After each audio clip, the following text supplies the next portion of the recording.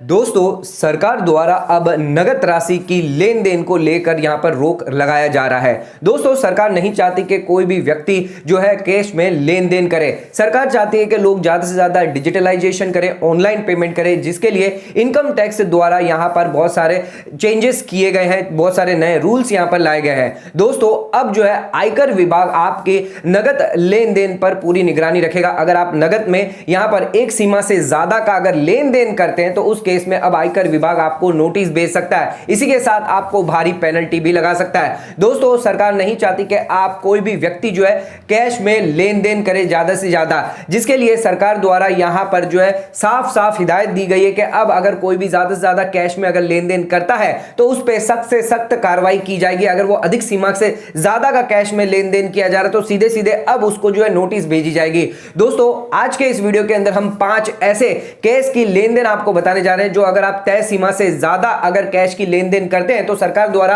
यानी आयकर विभाग द्वारा सीधे सीधे आपको जो है नोटिस यहां पर भेजा जाएगा। तो दोस्तों आज का वीडियो आपके लिए बहुत ज्यादा इंपॉर्टेंट है। चैनल पर नए तो सब्सक्राइब कर लीजिए और बेल आइकन पर ऑल नोटिफिकेशन पे क्लिक कर लीजिए ताकि आपको आने वाले सभी नोटिफिकेशन रिगार्डिंग हमारे वीडियोस रेगुलरली मिलते रहे। तो दोस्तों आइए स्टार्ट करते अपने वीडियो को बिना देरी करते हुए और जान लेते हैं कौन से कैश की लेन देन जिसको आपको ध्यान रख के चलना है।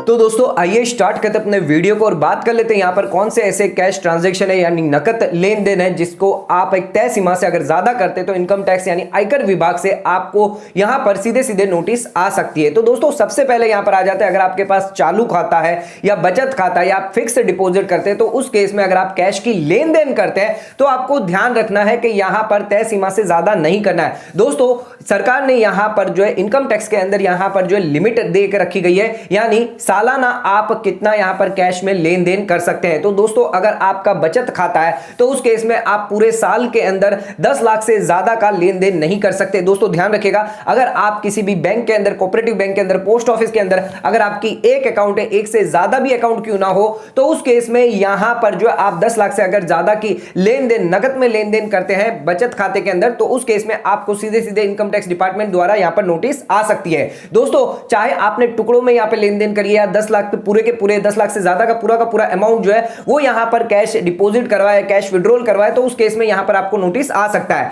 इसी के साथ दोस्तों ध्यान रखिएगा अगर आपका चालू खाता है यानी करंट अकाउंट है तो उस केस में लिमिट जो है यानी कैश की लेन देन की जो राशि है वो यहां पर 10 नहीं बल्कि 50 लाख रखी गई है। 50 लाख से ज्यादा का अगर आप कैश जमा करवाते या कैश निकालते तो उस केस में आपको ध्यान रखना है पूरे साल के अंदर आप अगर आपका एक अकाउंट क्यों ना हो, एक से ज्यादा भी अकाउंट क्यों ना हो, तो आप यहां पर 50 लाख से ज्यादा अगर निकालेंगे तो आपको इनकम टैक्स विभाग द्वारा यहां पर जो है नोटिस भेजा जा सकता है। इसी के साथ दोस्तों फिक्स डिपॉजिट अगर आप करवाते हैं किसी भी बैंक के अंदर, कोऑपरेटिव बैंक के अंदर, निधि कंपनी के अंदर, तो यहां पर लिमिट 10 लाख की रखी गई है। तो पूरे साल के अंदर अगर आप फिक्स डिपॉजिट करते हैं, टाइम डिपॉजिट करते हैं तो 10 लाख से ज्यादा की यहां पर आप नहीं कर सकते, चाहे आपने कैश में कर रही हो, चाहे आप ऑनलाइन क्यों ना करवा रहे हो। लेकिन अगर आप यहां पर रिन्यूअल करवाते हैं फिक्स डिपॉजिट तो उस केस में यहां पर आपको कोई भी नोटिस नहीं भेजा जाएगा। तो यहां पर अगर बचत खाता है तो 10 लाख की लिमिट रखी गई है, अगर चालू खाता है तो 50 लाख की लिमिट रखी गई है और टाइम डिपॉजिट यानी फिक्स डिपॉजिट आप करवाते तो उस केस में 10 लाख की यहां पर लिमिट रखी गई है, जिसके अंदर अगर आप कैश की लेन देन करते हैं तो यहां पर इससे ज्यादा की अगर लेन देन करते हैं लिमिट से ज्यादा तो आपको आयकर विभाग द्वारा यहां पर नोटिस भेजा जा सकता है और आप पर कड़ी कार्रवाई की जा सकती है। दोस्तों इसी के साथ आ जाते हैं अपने सेकंड पॉइंट पे। तो अगर आप क्रेडिट कार्ड के अंदर कैश की पेमेंट करते हैं, ऑनलाइन ट्रांजैक्शन करते हैं तो उसकी भी यहां पर लिमिट रखी गई है।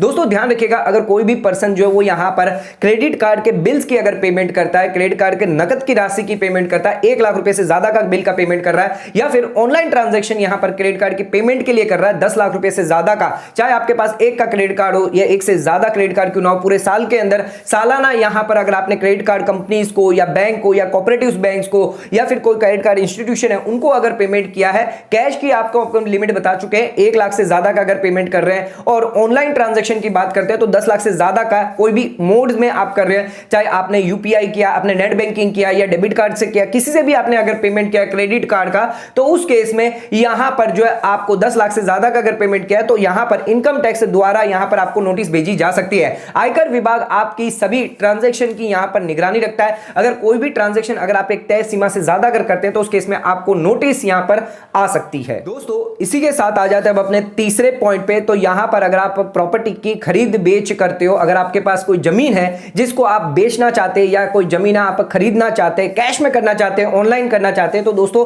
यहां पर ध्यान रखिएगा इनकम टैक्स विभाग यानी आयकर विभाग की आप पर पूरी नजर है। दोस्तों यहां पर जो है लिमिट रखी गई है, थ्रेशोल्ड लिमिट 30 लाख रुपए की रखी गई है। अगर आप कैश में लेन देन कर रहे हैं या फिर अगर आप ऑनलाइन भी अगर लेन देन क्यों ना कर रहे हैं, आप ऑनलाइन पेमेंट करके आप लेन देन कर रहे हैं, प्रॉपर्टी की लेन देन कर रहे हैं, तो उस केस में 30 लाख से ज्यादा की अगर होती है या फिर स्टैंप ड्यूटी वैल्यूएशन अथॉरिटी के हिसाब से अगर उस जमीन की या फिर आपके अन्य किसी जमीन की यहां पर जो वैल्यू है वो 30 लाख रुपए से ज्यादा है, तो उस केस में यहां पर जो रजिस्ट्रार है, सब रजिस्ट्रार है जो यहां पर प्रॉपर्टी की रजिस्ट्रेशन कर रहा है, तो उस केस में वो आपकी सभी जानकारी जो वो इनकम टैक्स विभाग को, आयकर विभाग को यहां पर दे देगा और इनकम टैक्स विभाग आपको यहां पर जो नोटिस भेज सकता है। तो दोस्तों ध्यान रखिएगा अगर आप कोई प्रॉपर्टी है, इमोबल प्रॉपर्टी जिसकी खरीद बेच कर रहे हो, तो 30 लाख से ज्यादा का आपका अगर करते हैं तो इसके सीधा सीधा आपका जो है यहां पर जो है आयकर विभाग को जो आपके तरफ से नोटिस आ सकता है। तो दोस्तों आ जाते हैं अब अपने चौथे पॉइंट पे। तो यहां पर कोई बैंक है या फिर आरबीआई है या फिर कोई कंपनीज है, यहां पर म्यूचुअल फंड्स कंपनी है जो यहां पर जो है बैंक्स जो है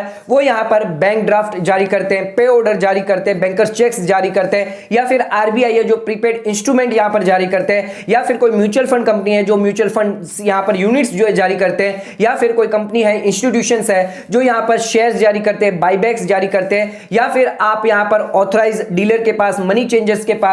यहां पर फॉरेन करेंसी परचेज करते हैं, सेल करते हैं। ये सभी इंस्ट्रूमेंट्स जो है वो अगर आप परचेज करते हैं, यहां पर जो है अगर आप खरीदते हैं, यहां पर चाहे आप कैश में खरीदते हैं, यहां पर 10 लाख से ज्यादा का अगर आप यहां पर खरीद रहे हैं पूरे साल के अंदर, तो यहां पर ध्यान रखिएगा आयकर विभाग की इन सभी इंस्ट्रूमेंट पर आपकी नजर रहती है। अगर आप यहां पर कैश में लेन देन कर रहे हैं या फिर कैश के अलावा अन्य किसी इंस्ट्रूमेंट में अगर लेन देन कर रहे हैं, तो उस केस में यहां पर आयकर विभाग के द्वारा आपको नोटिस यहां पर भेजी जा सकती है। दोस्तों ध्यान रखिएगा यहां पर जो म्यूचुअल फंड कंपनी है, जो बैंक है, कोऑपरेटिव बैंक्स है जो यहां पर जारी करती है, ये सभी इंस्ट्रूमेंट जारी करती है, आरबीआई है, ये आपकी सभी जानकारी जो है वो आयकर विभाग को दे देती है और आयकर विभाग जो है वो आपको यहां पर नोटिस भेज सकता है अगर आप तय लिमिट से ज्यादा का यहां पर जो परचेस करते हैं। तो दोस्तों इसी के साथ आ जाते हैं अपने फिफ्थ पॉइंट पे। तो यहां पर अगर आप कोई गुड्स परचेस करते हैं या फिर कोई सर्विसेज ले रहे हैं, तो उस केस में अगर आप 2 लाख से ज्यादा का कैश का पेमेंट करते हैं, तो यहां पर जिसको आप पेमेंट कर रहे हैं अगर वो लायबल है ऑडिट केस के अंदर, तो यहां पर आपकी पूरी जानकारी जो है वो यहां पर इनकम टैक्स डिपार्टमेंट को दे सकता है। तो दोस्तों ध्यान रखिएगा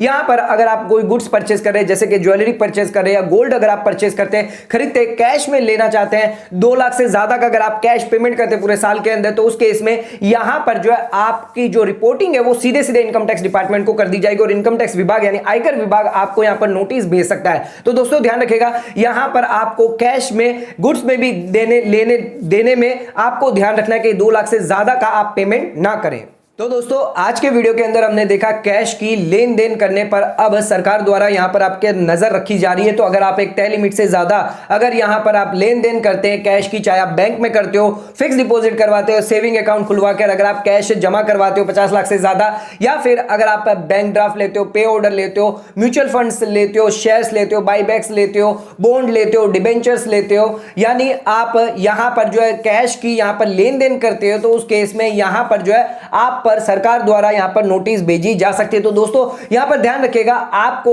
इन लिमिट्स को ध्यान रख के चलना है। आप जितना भी अगर कैश में लेन देन करना चाहते हैं इस लिमिट के अंदर करेंगे तो यहां पर आपको ज्यादा दिक्कत नहीं आएगी, लेकिन ध्यान रखिएगा आपको यहां पर अपने इनकम टैक्स रिटर्न जो है तय समय पर फाइल करते रहना है। तो ड्यू डेट के अंदर अंदर आप अपनी इनकम टैक्स रिटर्न जरूर फाइल करिए, क्योंकि कभी भी अगर आपको यहां पर नोटिस आ सकती है तो आप अपनी इनकम टैक्स रिटर्न यहां पर बता सकते हैं, जिसके अंदर आप अपनी सभी लेन देन का यहां पर ब्यौरा देंगे, तो आपको यहां पर कभी भी पेनल्टी या कभी भी यहां पर इनकम टैक्स विभाग द्वारा कोई भी परेशानी नहीं होगी। तो दोस्तों आज का वीडियो अगर आपको पसंद आया चैनल को लाइक और सब्सक्राइब जरूर करना, ज्यादा शेयर जरूर करना। धन्यवाद।